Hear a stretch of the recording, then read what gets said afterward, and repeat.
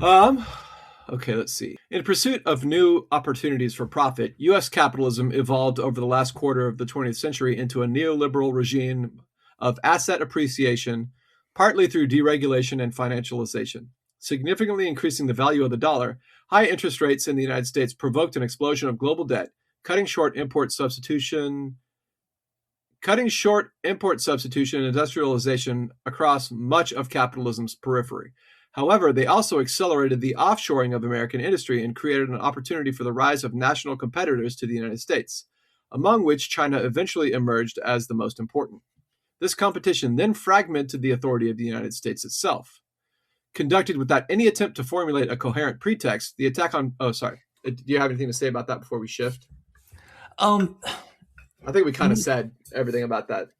just that the fragmentation of authority to me seems like the logical next step in the devolution of what's a good way to put this, the devolution of powers, right? So like the end result of, not the end result, whatever, because we're not at the end yet, but this stage of the neoliberalization of everything, the devolution of everything into smaller and smaller particles, is obviously going to correspondingly weaken the authority of the central power itself. I mean, this makes like intuitive sense to me. Yeah. You hear a lot of leftists say things like the United States isn't deindustrialized. We still produce a lot of stuff. That is true. But in this context specifically here, when one major component of the formula that allows for American hegemony is military production, we do not have the capacity to produce the weapons that we need to secure our hegemony. Like we ran out of weapons to send Ukraine, and then we didn't replenish them fast enough in order to be able to begin this war with Iran. We stopped sending weapons to Ukraine in order to send them to Israel when it started the genocide in Gaza, and then we ran out of weapons to send to Israel. Well, not offensive weapons. We ran out of like air interceptors, like interceptor missiles to send to Israel. And then the 12-day war happened, and they deplenished their stockpiles even more, and so did we. In fact, we reduced the amount of THAAD missiles that we had, THAAD missiles that we had by something like 20%. And then this sort of 3-week engagement with Iran now has completely decimated our ability to defend ourselves in the Gulf and to defend Israel. Israel is now, I don't know if when you watched the missiles that were being fired at Israel in the beginning of the war, you would see an Iranian missile coming in and 6 Patriot interceptor missiles going up after it. I saw one video, I counted 11 Patriot interceptors going up after an Iranian hypersonic missile. All of them missed, and the missile struck anyway. But like the standard procedure is to fire 2 per every incoming ballistic missile. But in this video, I think it's because it was these hypersonic missiles that they know they can't really shoot down. They were just firing them off. But yeah, so Israel has now said that they are very close to being completely out of interceptor missiles, and you're starting to see like older Iranian missiles getting through the Iron Dome, David Sling, everything else, and the rockets that Hezbollah is firing from southern Lebanon getting through and wreaking havoc. It looks as though Israel has completely just abandoned portions of the country in order to defend others. So Tel Aviv has still got tons of interceptors going there, but there are other places like Haifa where like you see these shitty old Iranian rockets that aren't hypersonic, that aren't guided, just like flying in and striking because they're running out of the interceptors to shoot them down.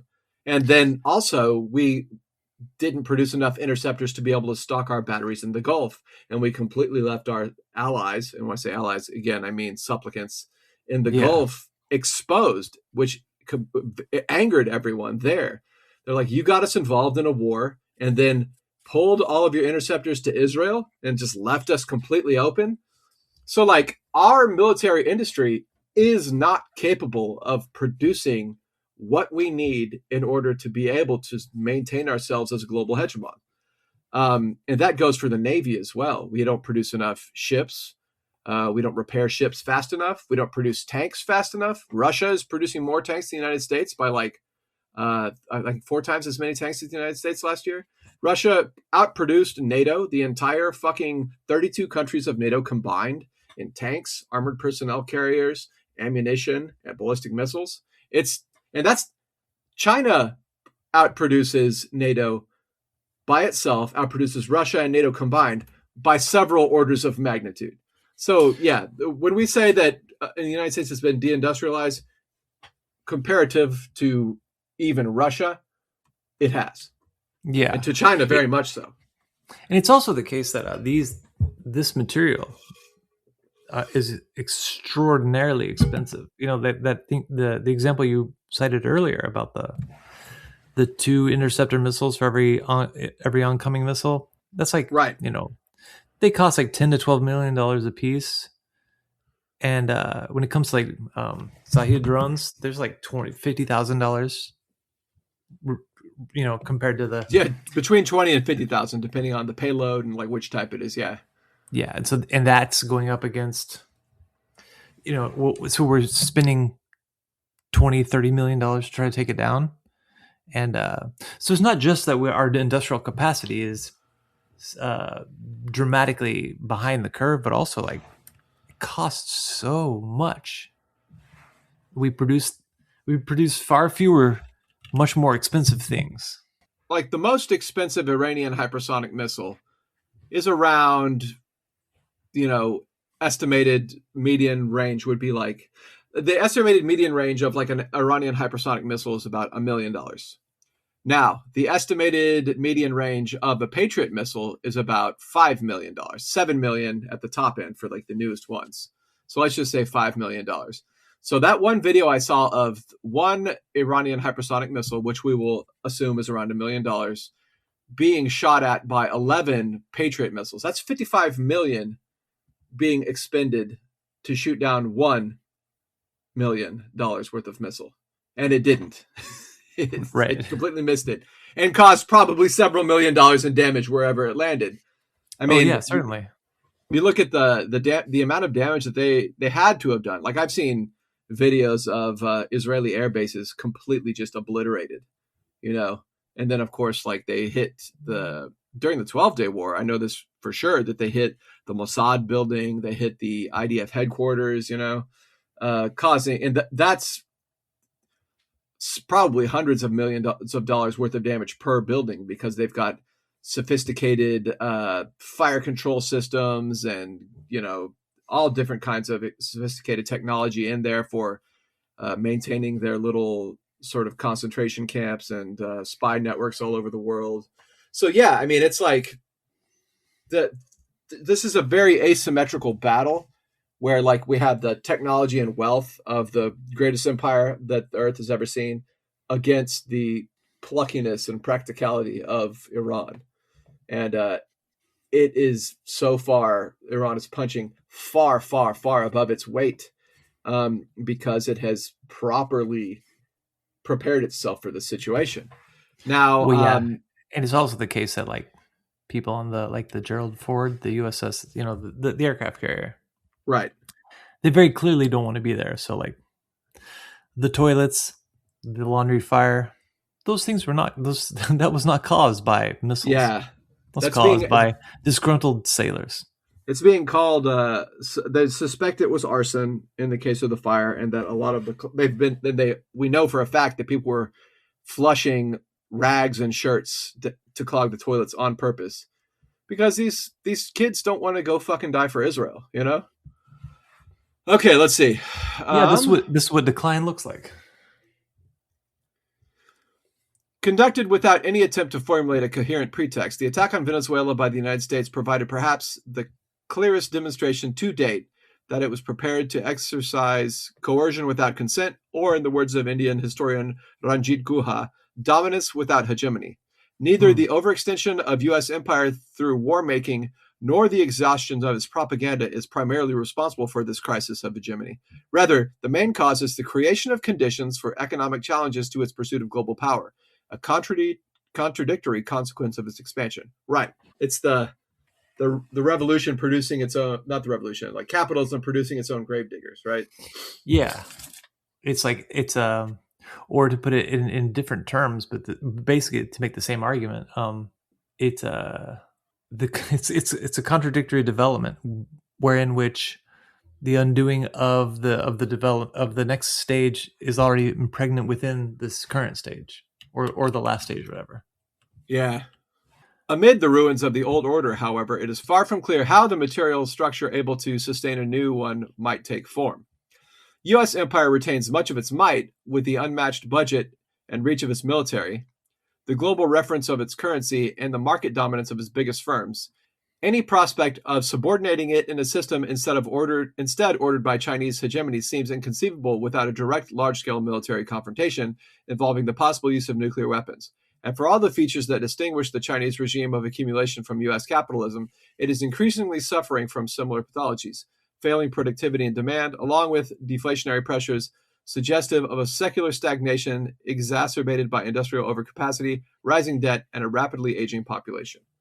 So, one of the things to mention, too, when we're talking about the enormous amount of money that the United States spends on its military, is that dollar for dollar, there is a massive overinflation of military goods in the United States. Like our copy of the Shahed drone. Let me compare the prices on those real quick.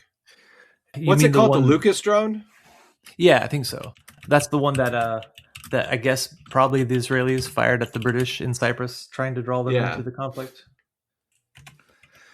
You know, this is only tangentially relevant, but like between the very, very obvious attempt on Cyprus and the really, really obvious AI deepfakes of Benjamin Netanyahu.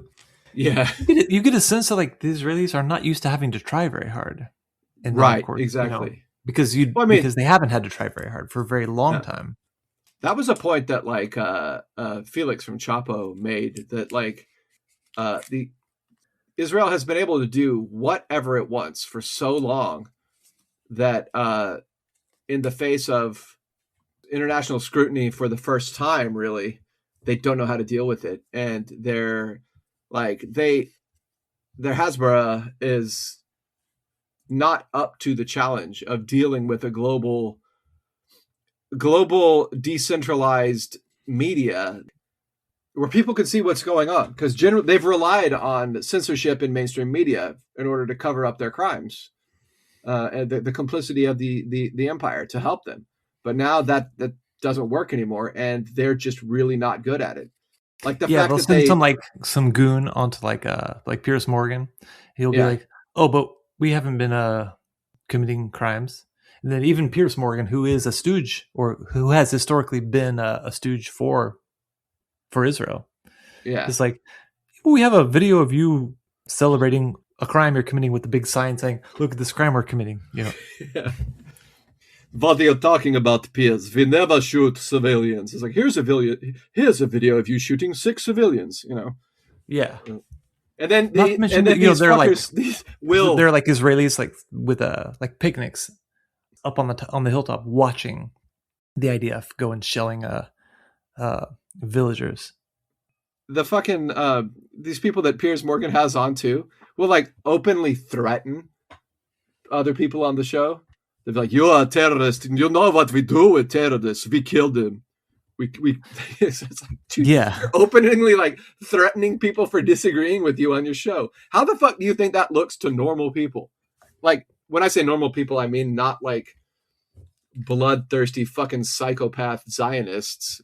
I mean, and also not everyone else in the world, and also not like either internet leftists or internet rightists who are like, right, you know, either they're pro-Palestine or they're just anti-Semitic or whatever it might be. Like, the vast majority of normal people were kind of just aloof from this entire discussion for, you know, the last right several decades.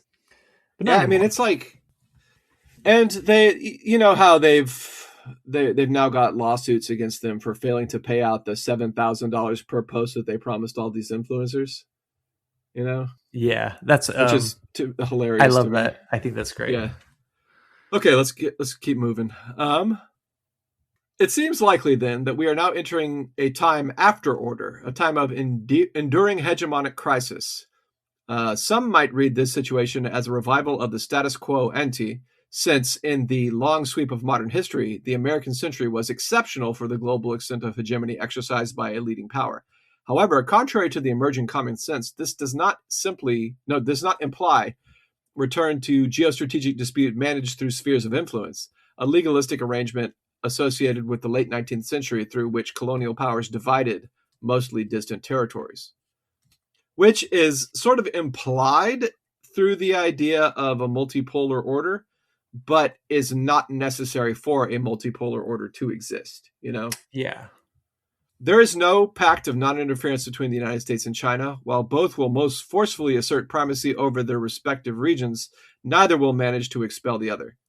But I also think that, like, in the 19th century, there was a pact of non-interference between certain powers, but by no means was that always the case that held as the case. Like, I mean, look at the Crimean War.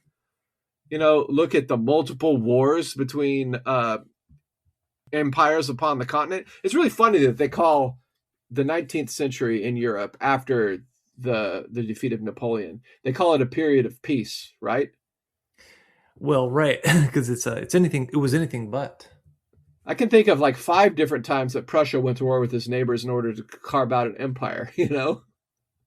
Carve out one of the most powerful empires in history up to that point. Okay, let's see. We're nearing the end of the article, actually. The world after order is giving form to a zonal geopolitics in which different terms of great power dispute will likely prevail across different geographic zones. This is a more unstable and dangerous inter-imperial arrangement, and it has significant implications for international governance and cooperation. Those rightly concerned with developing international institutions to protect sovereignty and constrain empire might well be advised to focus their efforts regionally on the formation of blocs that can compel great powers to moderate pursuit of their own particular interests. Yes.